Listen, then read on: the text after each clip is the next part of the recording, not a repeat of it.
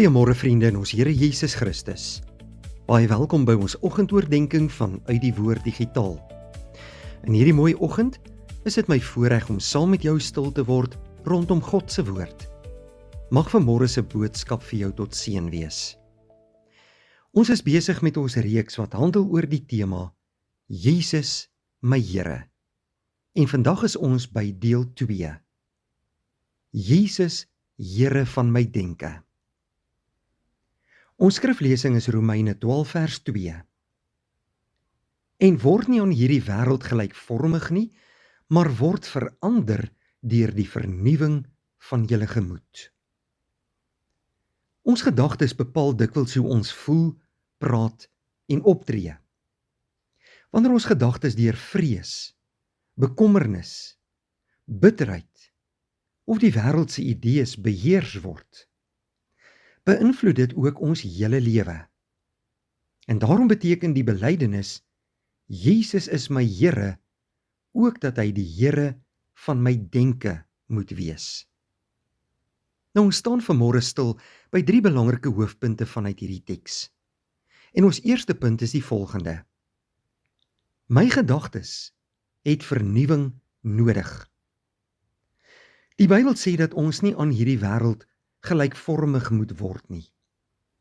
Die wêreld probeer voortdurend vir ons voorskryf wat belangrik is, wat sukses beteken en hoe ons oor onsself en ander moet dink.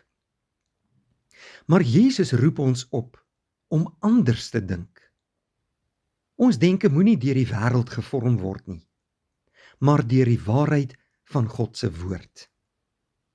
Ons kan nie Christus volg, terwyl ons steeds doelbewus aan sondige, selfsugtige en vernietigende gedagtes vashou nie. Ons het elke dag die vernuwing van ons denke nodig. Ons tweede punt. God se woord verander my denke. Romeine 12 vers 2 leer dat ons verander word deur die vernuwing van ons gemoed. Hierdie vernuwing gebeur wanneer die Heilige Gees God se woord gebruik om ons gedagtes reg te rig. Wanneer vrees vir jou sê, jy is alleen, herinner God se woord jou dat die Here jou nooit sal begewe of jou sal verlaat nie. Wanneer skuld vir jou sê, daar is geen hoop vir jou nie, verkondig die evangelie dat daar vergifnis in Jesus Christus is.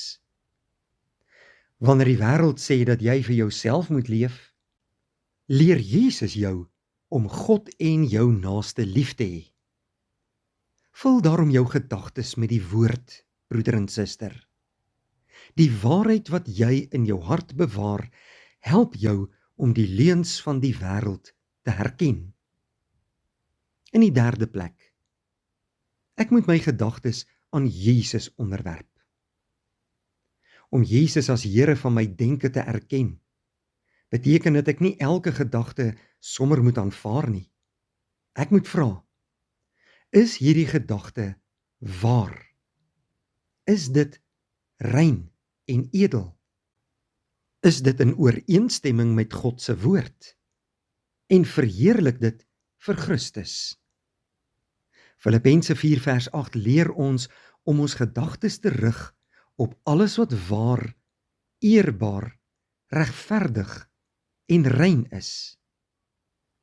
Gee daarom jou bekommernisse, verkeerde begeertes en negatiewe gedagtes aan Jesus oor. Bid dat hy jou denke deur sy Gees sal beheer. Wie regeer vandag jou gedagtes? Die wêreld, jou vrese, jou verlede of Jesus Christus? Mag Jesus Christus altyd jou denke vul en jou lewe in jou hart vul, sodat jou lewe hom sal verheerlik. Kom ons bid saam. Dankie dierbare God en Hemelse Vader vir 'n nuwe dag uit U hand. En dat ons hierdie dag in U naam kan begin.